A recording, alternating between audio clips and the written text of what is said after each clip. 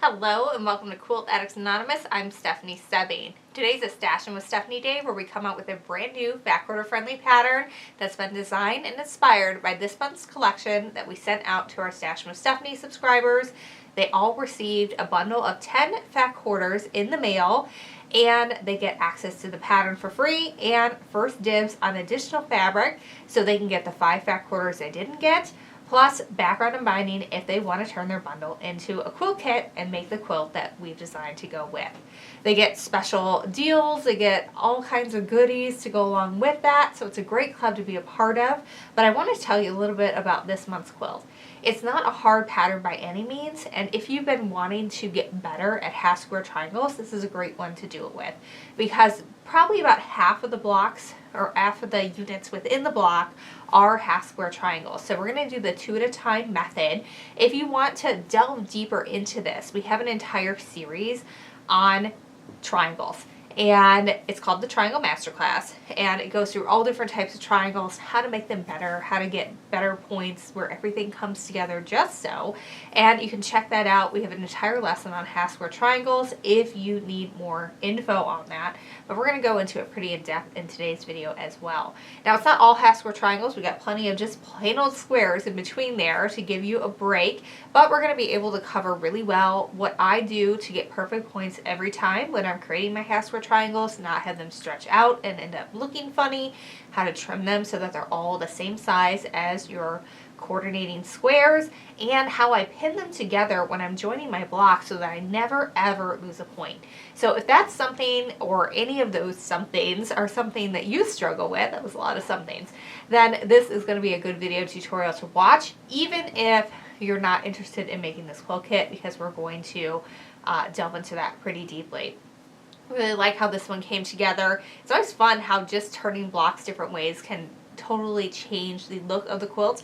I was originally looking at one that was more symmetrical, but it didn't use all the fabric, so maybe we'll go with that for another time and another fabric collection. But let's take a look at this month's collection that was sent out to our subscribers. If you see this video and you're like, I have to join Stashin' with Stephanie, I need this in my life, what you need to know is that we've already sent this fabric out to our subscribers. You're going to get a different fabric called Vibrant Light from Clothworks if you sign up by the end of the month. That's going to ship around the 20th of October. I can't believe the year is almost done and we're in the 4th quarter here almost. But that will be your first one. So if you sign up because you saw this video, make sure you go get the full kit to go with this called Zig Zag, because it will not be coming in your first bundle. I say that every month, and every month everybody misses it. So what we always do when we start these videos is we take a look at the fabric that has inspired the pattern, because every month that's what I do. I take a look, I pull out all my fat quarters and I look at them and I just let them percolate in my mind, and then a couple of days later I start messing with it on the computer and let it speak to me about what it would like to become when it grows up. So this month I'm going to show it to you here first before we look at each fabric individually. There's a lot of really light value prints in here. We have a good chunk in the more teal category, as well as some in this pink category here, and then we do have a good amount of mediums and some darks. So what I did when I was looking at that was I was like, okay, we have a really light background fabric.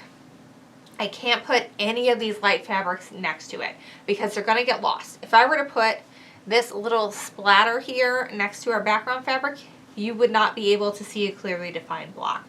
So this is why I ended up using those half square triangles, because we are going to use these light prints as half square triangles going up the diagonal center of our block, and it is going to create a really cool look where you can really define it, where we have the lightest in that center on the diagonal, then we're going to get a little darker with the medium values, and then finally we're going to end with some half square triangles of our darkest prints, so that way it clearly defines the edge of that block and we can create that really clear zigzag. So if you've got a fat quarter bundle at home where you also have a good amount of light fat quarters, this might be a really good pattern for you, because those are the hardest ones to work with, in my opinion. As you like it, you really love how it all looks together, but how do you use that in an actual tangible way to where you're going to be able to see the block? And a lot of our patterns are like that, because a lot of lines are like that, where we do specify you should put your light one here, your dark or medium one here, and your dark one there, because then you know, okay, if I put this in the center and then I progressively get darker as I go out with those color values, then I'm going to be able to have it look really good. I'll have a defined block. I won't like lose an entire triangle that I spent really hard time making those half square triangles just right on because I can't see it with the background fabric. You know, this, we kind of have done that work and made the suggestions for you. So let's take a little bit closer look at this fabric, and then we're going to get into the meat of the tutorial. So whenever I order my fabric, it's usually like 6 months in advance. So we've had a couple of requests lately for more abstract prints, and let me tell you, they are coming. But they always cycle through. We try to have a little bit of something different every single month. We've had some florals a little bit lately. Now we're back to some more abstract. And this one is more of a dusty print. Next month, it's super bright and bold and clear colors. So I try to always mix it up. What I do is I try to pick the strongest line that I think is coming out in that month over all the modern fabric manufacturers and bring that to you and then get a pattern inspired by it. So again, super abstract. There's only like 3 colors in this entire thing, but it is really fun, and I love the way Paintbrush Studios feels. It kind of has a feel similar to art gallery fabrics in that it's really soft and silky and kind of lightweight. Next up, we have this splatter in kind of the peach. And what I did was I kind of grouped things by color when I was working with them. I kept the peaches on one side and the teals on another, and I kind of let the grays go wherever. But that way you have really clear movement throughout the block, and it's really easy to make it look scrappy. I really like this brushstroke print. It's really graphic and fun, but it really is just 2 colors, and it's really adorable, I think. This is one of the prints that has a little bit more going on. We still have those brush strokes, but we also have some different colors and some dots, and to me it kind of looks like matchsticks a little bit, but it really works with that pink theme, and it works good as sort of that medium value color. Here we have a series of O's just all overlapped on each other with that splatter kind of in the background. This one I definitely consider to be one of my light value prints. I consider this to be one of the light value prints as well, but it actually does a really good job of incorporating all the different colors of pink in here, including the really dark one. But because of that light background, it definitely works as light value. Here's that same print again, but this time it has a really deep grayish background, and it has all different levels of teal and a little bit of taupe as far as those hash marks go. So I consider this one to be one of my dark values. This is the last new design we're going to see. The rest of them are just recolorations of some of the prints that we've already seen here. This one has that grayish background again with just slashes of brush strokes. It really is really fun. I consider this one to be a medium value. If you watch me for any length of time, you know that teal is one of my favorite colors. So this portion of the colorway is definitely my favorite. We have a repeat of this dark pink again, this time with our deepest teal. So I use this as a dark as well. I missed one design. This one actually is new. We haven't seen it before. It's kind of like a green gray with little taupey lines going throughout it. I actually use this one for the binding on the quilt. Here's that brush stroke again in a little bit lighter teal shade. Here's a print that looks like matchsticks again, but this time in the teal colorway. I don't think they look as much like matchsticks there. The rest of these are all going to work as light prints. This is one of my favorites. I love that deep teal brush stroke against that taupe. It's just really, really pretty. We have our lines again, and again, this one definitely is a light. Here we have those O's again, this time with a little bit medium teal and some light pinks. And we're going to end with a teal splatter. This could absolutely work as a background as well, but we did use a solid so that way it would set off really well against all the rest of the prints in the collection. Again, it is called Love Struck from Paintbrush Studios. So I've seen all different kinds of ways to make half square triangles in my 15 plus years as a quilter. This is my favorite because oftentimes, like if you cut them apart, you have a stretchy bias in the center there. So if you cut it apart first and then you're sewing straight down, you're really likely to stretch that out of place. But the way we're going to do it, we're going to sew down each side of this line while everything is still attached to itself. So it stretches out a lot less as long as you're not tugging or pulling or using good quality fabric. And then we're going to trim everything up when we're done to make sure we have everything the correct size that it's supposed to be. So in my experience, this works really, really well. I know I've seen lots of other ways of doing it. Like there's like a 4 at a time half square triangle, method, but in that case, you're sewing all the way around the edges, and then all of your outside edges are bias. So this stretchy bit that I'm telling you to be aware of and be careful of, that's all on the outsides of your blocks, and that's a recipe for disaster if you don't know what you're doing and you're a beginner. I don't recommend at all. So this is how I do it. I've already drawn a line down here, but I want to just demonstrate it for you because it does kind of matter how you draw this line. So what you want to do is you're going to line up your ruler with both points. And then you're going to take a mechanical pencil, is fine, or one of these friction gel pens is good. But you want to angle that pen in so that it is touching the edge. And you want to make sure that you are going right into that point when you're drawing, because when we do the next step, it's way too easy to just follow the line and think you're going to compensate for it if you accidentally marked off the corner, and then you end up with a triangle that's too small because you got off and it just didn't work quite right. But if you're really careful about angling that pen in, then you're going to get a line that's going straight down the center. You can go straight into one of those corners, and you will just have a really set yourself up well to start with. If you have your pen straight up and down, or worse, angled to the side, then you're definitely not going to be straight up and down center. And then again, you might have one triangle that ends up bigger than another because you didn't mark straight down the center. All right, so next step is you're going to lie these guys right sides together with whatever block we're putting it together with. I'm going to do the dark half square triangles for this demo because it's a little bit easier to see what we're doing. Now, I have made probably maybe hundreds of thousands of half square triangles at this point, so I don't pin. But if you're going to, what you want to do is pin across where you're going to be stitching on the top and the bottom. I'm going to show you why just in a second. So normally when we sew, we line up the edge of our fabric with the end of our presser foot to get our 1/4 inch seam. When we do this, we're going to set our sewing machine up to sew a scant 1/4 inch seam, which is a regular 1/4 inch seam, and you move the needle 1 needle width to the right, so that way it's just a little bit skinnier. And what we're going to do is we're going to pretend like this line is the edge of our fabric, and we're going to stitch all the way down this line, and then we're going to flip them around, and we're going to stitch all the way back down the other line. And what that's going to give us is about 1/2 inch or a little bit narrower seam right in between here. And then we're able to remove that, and then we have 2 half square triangles that are the size we need it to be. But the reason why we want to make sure that we are pinning at the top and bottom is it's really important that these corners stay on top of each other. If they get off, then again, you're going to end up with a half square triangle that isn't quite the right size, and then you're going to be struggling. And if you pin out here or not at all, if you're getting used to it and your corners get cockeyed, then you're going to run into all kinds of problems. So definitely, if you're going to pin across where you're going to be stitching, which is right over where that 1/4 inch seam is going to end up going. And again, way out here, that leaves too much play. That can move a whole lot on you. But again, the more you get used to it, the less need you have to pin. I haven't pinned in years at this step, and it makes it go really, really fast because you can just stack them up right next to your sewing machine, grab a background, grab a half square triangle that's going, and stitch right on through. All right, so I've got my sewing machine set up to that scant 1/4 inch seam, and I have my presser foot lined up with that line that I drew. I'm going to start sewing and then remove that pin. We don't ever want to sew over our pins. They can break the needle. I've had it happen to me. And I'm just going to stitch down, keeping this line even with the edge of the presser foot.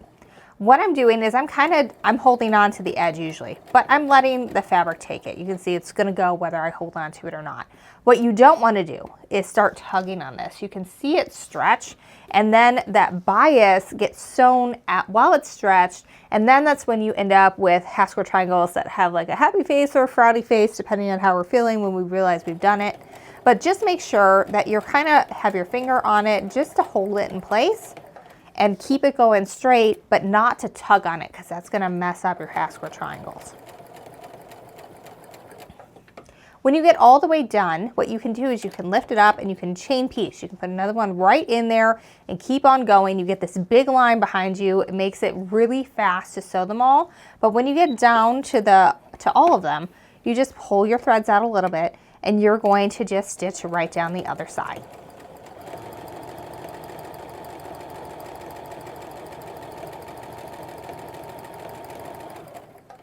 One thing I noticed a lot when I used to teach in person is that it's really hard for some people to maintain their quarter-inch seam all the way down to the edge.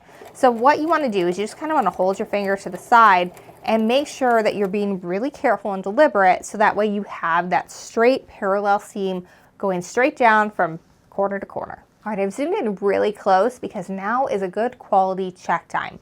If you've never used this method before, this is something you want to do. Just do one of them. See how you're doing. If it looks good, then you can keep going. If not, figure out what you did wrong and we'll go from there. So we can see our parallel lines. They look good, nice and parallel at the top and the bottom. I did nice straight stitches there.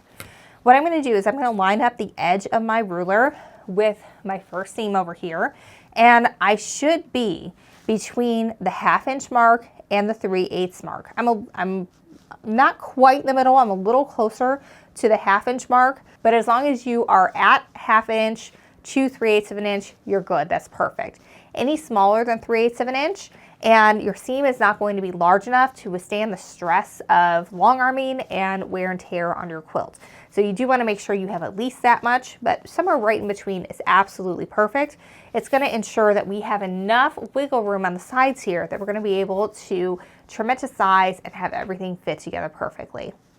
Once you're good with that, we're just going to line our ruler up on the line that we drew and cut it right down. Now at this point, you don't have to worry if you're cutting exactly on that line because we already have our accuracy from sewing on either side of it.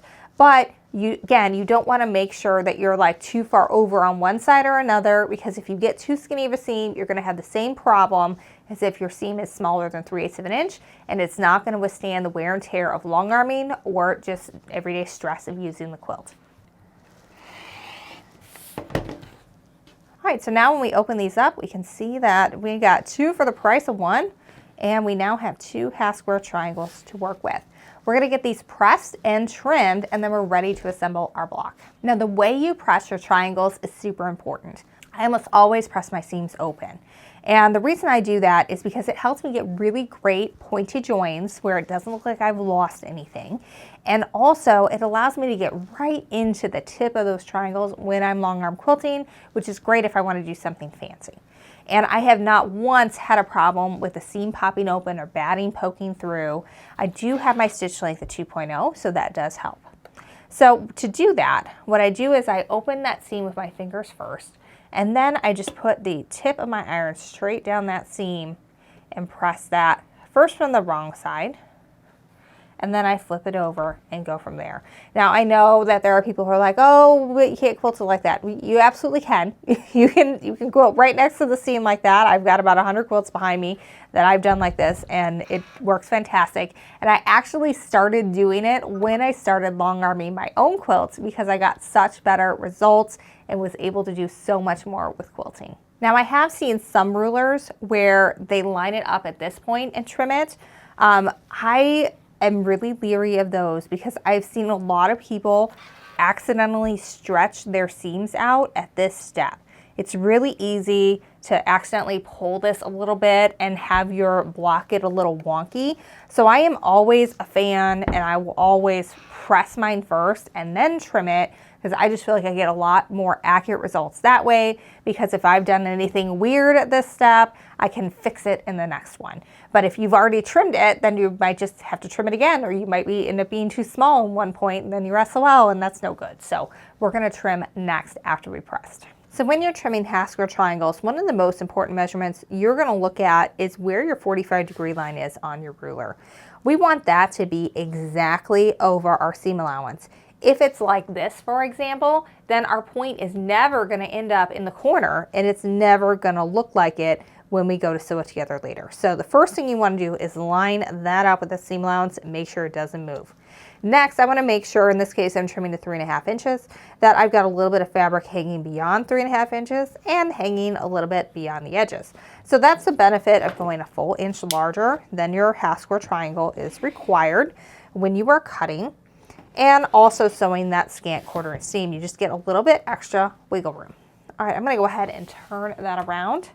Now at this point, I'm going to take and I'm going to line it up again. And again, first one I'm going to do, that 45-degree line straight up and down that seam. Now, because we just trimmed this side, it was over there, we flipped it, I want my 3.5 exactly even with the edge.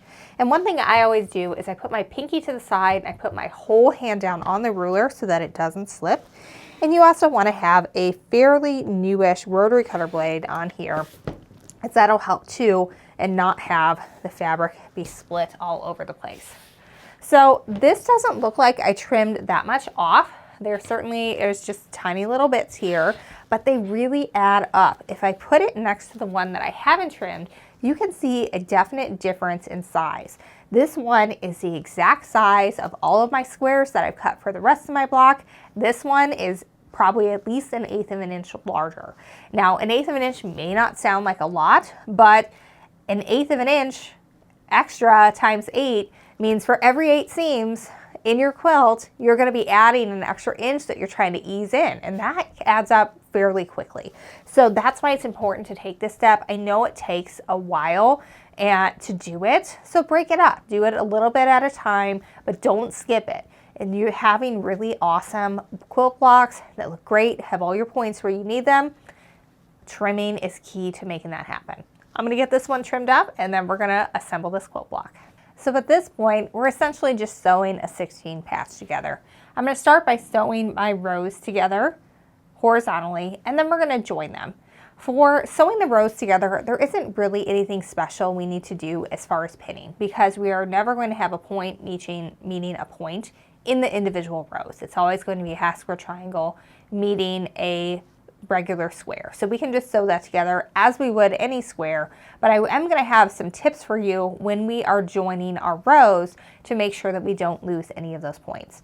Of course, you do want to make sure that your corners are lining up as best you can, because that is important in order to hit the next step. But if you've trimmed everything to size and you've cut everything accurately, that should be no problem. Everything should be the exact same size, so there should be no fussing about it.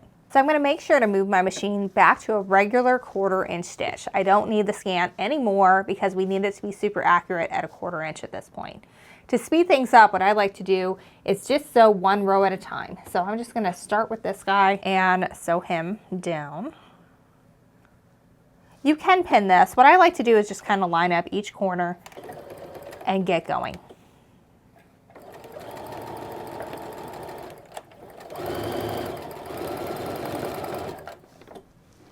Now we're going to do the other half.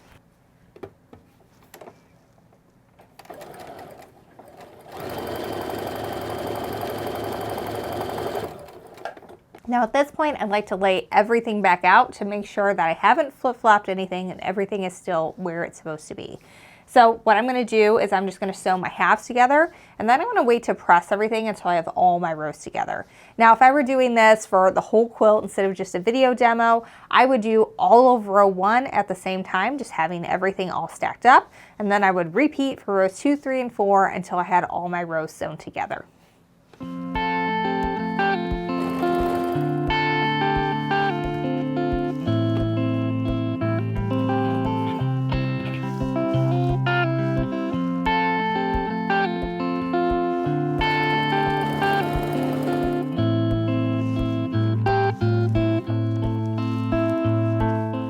So I'm going to press these seams open as well. You just want to be careful when you're pressing them that you don't accidentally press any of these diagonal seams going the wrong way. We want them to be nice, flat, and open even after we press their adjoining seams together.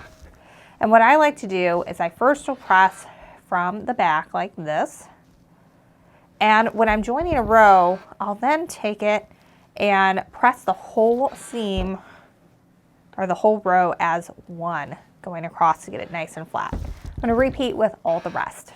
So now we're ready to join our rows. And one thing I want to point out is when we join our squares together, your half square triangle points should be about a 1/4 inch away from the edge of the fabric. That's because we still have a 1/4 inch seam to get in here. So if it looks like this, you haven't done anything wrong. It's exactly the way it's supposed to look. We're actually going to use those as guides when we start putting this together next. All right, so I'm going to flip these guys right sides together. And I always use 2 pins whenever I pin triangle points together. I use one to make sure my triangle points are right on top of each other, and the other one to actually secure the fabrics together till I can sew. So I can see where this little corner is, and right where those 3 seams are coming together, I want to pin right through the top of that. And then I'm going to do the same thing on this side, where I'm just going to pin right through the top. And then I'm going to pinch those together so that my pin is going straight up and down. Now, it's important to note that sometimes your raw edges are not going to match. Sometimes the way we put them together, one ends up being a little bit closer to the edge than the other. But as long as you do this and you have this pin pinch going straight up and down on top of both of those points, it will not matter because nobody's going to be able to see the inside of your quilt when you're done. It'll be fine. So now I'm going to take my second pin and I'm going to pin across that. And notice this pin's still going straight up and down, and then this is the one that's actually going to hold everything together. Then I can remove this pin. Now, I've seen people pin all different kinds of ways when they're doing their half square triangles. I've seen people pin from this direction. I've seen people pin like way far in. But just like when I went through how to pin, if you're going to pin your half square triangles when we're sewing them together, you want to pin where you're actually going to be sewing, because there is a whole lot of space that can move. We made sure to really get those points right on top of each other. So I want to pin right next to where that is so that they stay right on top of each other. So when I stitch this, I'm going to stitch right up until here. I'm going to stop with my needle down in the first half of the seam allowance, and only then am I going to remove the pin, because my needle down in this first half of the seam allowance is going to kind of act like a pin and hold everything together until I can make my way through the rest of it. Also, when I sew, I want to sew 1 needle width to the right of where all these seams come together, because if I stitch right here, then I'm not going to cut off my points. My points aren't going to be too far from the seam. It's going to be right perfectly where it needs to be. Now for the rest of these seams, all I do is I make sure that I'm lining up the seams right on top of each other, because we press them open, there's no nesting to worry about. And again, I'm pinning in the right side of the seam allowance, and I won't remove that pin until I've got my needle down in that first half. Now for this one, I just need to repeat and go through the top and then find, and this one's a little harder because these prints are really similar, but I'm going to find the top of that triangle and pin straight through that seam. And in this case, my ends do line up right on top of each other, but again, they might not always. A lot of mine did not, but I would rather have my seam allowance be a little off and have that point look great, because I can ease in the rest of it. But the points being off, that's something that you can't hide once it's done, so I want those looking good. All right, I'm going to repeat with my second row, then we're going to sew this together. All right, so my edges aren't perfectly even on this first one, but again, those points are right on top of each other. That's what matters. So I'm starting off with my corners even, and then it kind of gets a little off as I'm going through, but it's okay. It's not a huge amount. All right, I'm going to slow down as I approach that point so I can sew just to the right of where that is. And at this point, I like to kind of readjust, make sure my edges are nice and even as I'm sewing my second square. Even though we don't have a point here, again, I wait to pull that pin until my needle is down in the first half of that seam allowance. So that's going to kind of act like a pin, make sure I have good joints all around. We have one more point coming up, so I'm going to slow down as I come to it. Make sure I'm just to the right of where that point is, pull my needle, and then line up my last 2 corners and sew the rest of the way down. All right, now we're going to get that bottom half together. All right, it's time to give these a press. And just like before, we want to make sure that we are lifting and pressing and really getting all these seam joints down really well. I like to use an Aliso iron and a wool pressing mat. I feel like it's a really great combination of getting super flat, super great joins.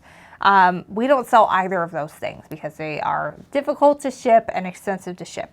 And so we do not do that. But I'm really liking where these points are coming together. This one could have been a little bit better, but this one is spot on. It looks absolutely fantastic and it looks great. I do have one more step before I'm going to call this part done. I don't like to use steam in my iron because every time I've done that, it's ruined the iron and eventually it spits nasty stuff on your fabric. So I use a spray mister instead. You put water in it and it comes out as an aerosol mist so it doesn't get droplets on your fabric, but it gets it just wet enough to where when you press it from the front, you get really, really flat points that look absolutely fantastic. So I'm loving this. It's not perfectly on, but it's good enough to have a nice straight looking line as it goes across. And same with this situation, it's looking really, really good. I'm going to press the other half and then I'm going to put it together. I'm not going to go through the details of sewing it together because it's the same process as before, just I only have one triangle point to worry about in the dead center of the block, but it's the same process of pinning on those sides. But we'll come back when the block is all done and we can show you what it looks like. So this is it. This is our finished block. It's really fun with those light prints going straight up and down on the diagonal. And then we have our medium prints and then our dark prints to follow out. So again, that's what I do when we get the new stash and fabric in. I order it about 6 months in advance. And then by the time it arrives, I've completely forgotten what it looks like usually. And I just stare at a bunch of fat quarters and then I just let it percolate in my brain until it tells me what it would like to grow up and become. And I always do my best to make sure to do the fabric justice. Like when we have really big prints, I use really big piecing. And when we have a lot of really specific color values, I try to use that to the best of the ability within the block so that each print can shine and not get lost with the background, but you still have a really fun looking quilt that really shows off the fabric. So again, if you want to join the club, you absolutely can. You can get the pattern on its own. It's called Zig Zag, and we also have quilt kits available while supplies last. But if you're a member, this is what you get. First of all, you'll want to join before you get the pattern and the kit because you will get the pattern for free if you join first, and you'll get 20% off the kit. So that's always a good deal. So join first, then grab your other goodies. But if you join, you are going to get 10 fat quarters in the mail every single month. It is what I deem to be the best modern quilt fabric collection to be released that month. And I look at almost all of them when I am making those decisions. And then you get exclusive access to the fabric ahead of everybody else because we allow our Stashing with Stephanie members to get first dibs on the fabric before we release a video to the rest of our email list and YouTube. And we haven't sold out lately of the kits, but we have sold out of the good prints, you know, the ones where everybody wants to have it big for backing or an extra border or something. Those have been selling out. And so you want to make sure that you are a member of that club so you can get that first dibs, you get your email, you get your extra fabric at a 20% off. So it is a really good deal if you are trying to be on a budget but still be able to quilt. And this is how I look at it. Like I knit whenever my kids are in activities if I don't feel like I can work anymore that day.